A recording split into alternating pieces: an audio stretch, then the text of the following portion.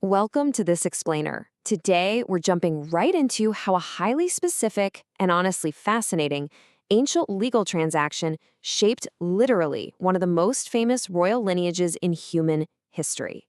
We're going to break down the story of Boaz, Ruth, and the ancestral line leading directly to King David. We'll see exactly how personal loyalty can quite literally build a kingdom. So let's dive right in. Now you might be wondering, how in the world did a simple shoe exchange create a royal dynasty? I know, it sounds almost absurd, right?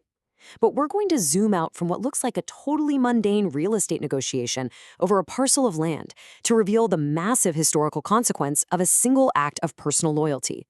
It all comes down to an ancient contract. Section 1. The deal at the gate.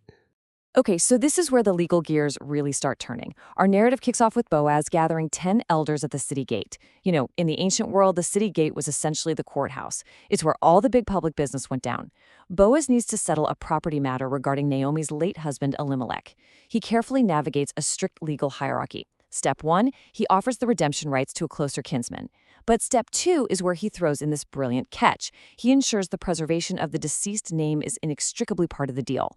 Basically, if you buy the land, you absolutely must marry Ruth the Moabitess, the widow of the deceased. Because of this specific condition, we hit step 3. The closer relative backs out, explicitly stating he cannot redeem it lest he mar his own inheritance. Section 2. The shoe and the vow. Well, with the first-in-line relative backing out, they need a way to legally finalize the transfer of rights over to Boaz.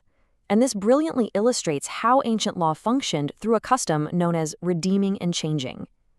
To actually confirm a transaction, make it binding, and serve as a public legal testimony for everyone to see, the men had to participate in a physical act before the town. They didn't just sign a piece of paper.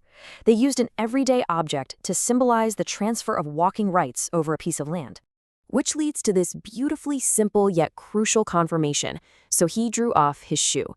By plucking off his sandal and handing it right over to Boaz, the kinsman officially and undeniably forfeited his claim to the land and his right to marry Ruth. Think of it as the ancient equivalent of signing a contract and having a notary stamp it. The elders and the entire town witnessed this shoe exchange, meaning the transfer of rights now officially belonged to Boaz. So, holding the shoe, Boaz makes his formal declaration. First, he publicly declares to the elders and the people that he has bought all the land belonging to Elimelech, as well as his sons Chilion and Mahlon, straight from Naomi.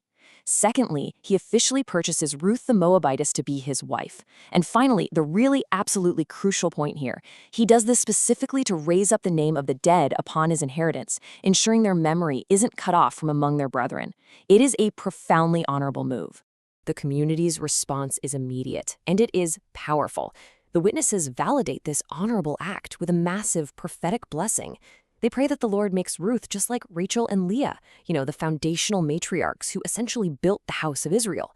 They also pray for Boaz to do worthily in Ephratah and become famous in Bethlehem. They're explicitly linking this seemingly small-town legal marriage to the grand foundational history of their entire nation. Section 3. A son is born. Now, here is where a rigid legal contract transforms into a deeply personal rescue story. The text tells us that Boaz took Ruth, she became his wife, and the Lord gave her conception. She bears a son. This right here is the pivotal turnaround of the entire narrative. This child completely restores joy and a future to her grieving mother-in-law, Naomi. Naomi goes from a place of total devastating loss, having lost her husband and her own sons earlier on, to literally holding her new grandson in her bosom and becoming his nurse. And what's really interesting here is the significance of the number 7. The local women gather around Naomi and praise the Lord, declaring that this child will be a nourisher of her old age. Why? Because of Ruth. They tell Naomi that her daughter-in-law, who loves her, is better to thee than 7 sons. Now, in the ancient context, 7 sons represented the absolute ultimate security and blessing. The women are saying Ruth's loyalty and love have actually surpassed even the greatest societal ideal of fortune. Then, the women of the neighborhood actually give the baby his name, declaring, "There is a son born to Naomi," and they called his name Obed. He is the father of Jesse, the father of David. Boom, right there. Suddenly, the true scale of what we're looking at is revealed. We learn exactly who this child will become. This isn't just a heartwarming story about a family getting their farm back. This is literally the origin story of a king. Section 4. The Line of David. Let's pull back the lens a bit to trace the genealogical map. The source text concludes by firmly rooting this event in deep history.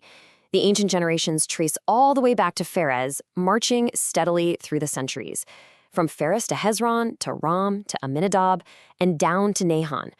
We're seeing a highly specific, unbroken chain of ancestors. And that unbroken chain continues forward. From Nahshon comes Salmon. From Salmon comes Boaz. And as we just learned, Boaz's honorable transaction and his loyalty to Ruth brings forth Obed. Obed begets Jesse, and Jesse begets David. That single, faithful choice at a city gate created the direct, vital link to Israel's most famous king, David. The entire monarchy basically hinged on Boaz doing the right thing for a widow. So, if a single, seemingly ordinary, honorable choice at a city gate could echo through history to literally build a royal dynasty, how will your personal loyalty shape the legacy of tomorrow? It leaves us to reflect on the immense, often unseen power of just doing the right thing. It proves that even the smallest acts of devotion, the simple fulfilling of a responsibility, can have a butterfly effect that lasts for generations. Thank you for joining me on this explainer. Keep learning, keep exploring, and I'll catch you next time.